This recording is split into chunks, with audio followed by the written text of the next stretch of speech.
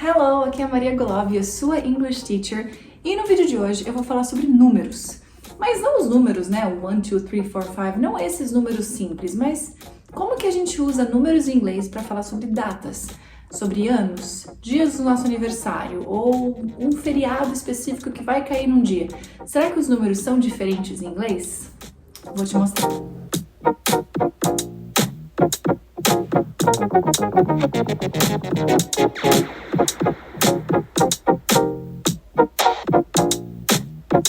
Sobre números, a gente tem que pensar um pouco sobre as culturas e o país da onde a gente está falando, porque nos Estados Unidos, por exemplo, eles usam um pouquinho diferente da Inglaterra.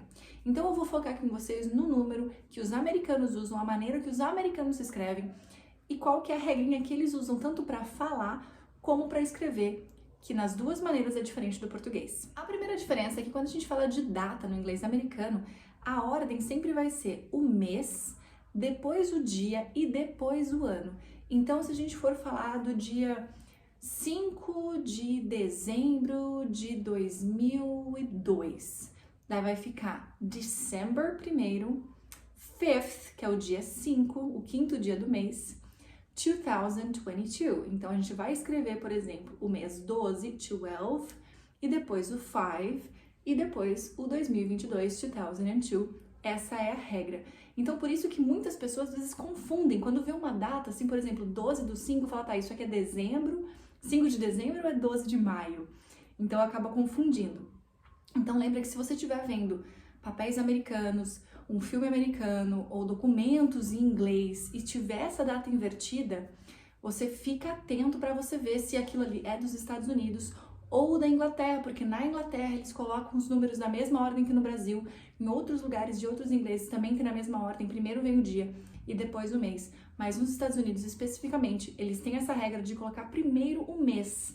Então, sempre que você for falar de alguma data, normalmente é usado primeiro o mês. Então, se eu for falar essa data, 5 de dezembro, vai ficar December 5th. E o curioso é que quando a gente fala de datas, a gente não vai falar 5 de dezembro, fala dezembro 5º. Ou 1º de dezembro, December 1st, December 2nd. E a gente vai falar sempre em números ordinais. Se você falar December 5, claro que a pessoa vai te entender. Vai ficar uma linguagem mais informal. Normalmente, você vai falar dessa maneira quando você tá, tipo, contando que vai acontecer alguma coisa naquele dia. Por exemplo, on December 5, I will travel, no 5 de dezembro. Mas é bem comum ser usado o número ordinal. Ou, por exemplo, quando que é o seu aniversário? My birthday is on December 5th, no dia de 5º de dezembro. As duas maneiras são ok, podem ser usadas. Sem o ordinal, né, tipo December 5, é mais informal, com menos regras e tal. Mas December 5th é a maneira mais formal, mais correta, então é mais usada dependendo do lugar. Então, se você for falar o seu aniversário e tal, você nunca vai errar se você usar a forma ordinal. Por exemplo, meu aniversário é dia 15 de março, aí eu falaria March 15th. Lembra-se que a partir do número 4, o ordinal, quarto, quinto, sexto, sétimo, todos os números vão terminar com TH, com exceção do primeiro, segundo e terceiro, que fica first, second e third. Então, se fosse 1º de dezembro, December 1st. 2º de dezembro, December 2nd. O dia 3 de dezembro, December 3rd. E a partir disso, todos os outros números vão ter um TH. Então, mesmo que seja por escrito, será December 4th, TH, December 5th, lembrando sempre do número ordinal. Em algumas datas comemorativas, para você dar uma especificada mesmo no dia, você pode colocar o número, né, ordinal, of e o mês. Por exemplo, tem uma data muito comemorativa nos Estados Unidos que é o 4 de julho. Eles falam the 4th of July. The 4th of July. É uma data muito forte e muito comemorativa. Você pode falar July 4th ou July the 4th. Então, todas essas formas são aceitas. Mas, quando você coloca o the, dá uma ênfase maior naquela data, como se fosse uma data muito importante. The 4th of July, July the 4th. Então, esse the enfatiza uma data muito importante. Agora falando de ano, quando a gente quer falar de ano, ou na verdade qualquer número que seja acima de 1000, a gente tem duas maneiras de falar sobre isso, né? Quando ele é de 1000 até 9.999, né? No 1000 até no máximo 10.000. Com 10.000 daí você já não tem outras possibilidades. Por quê?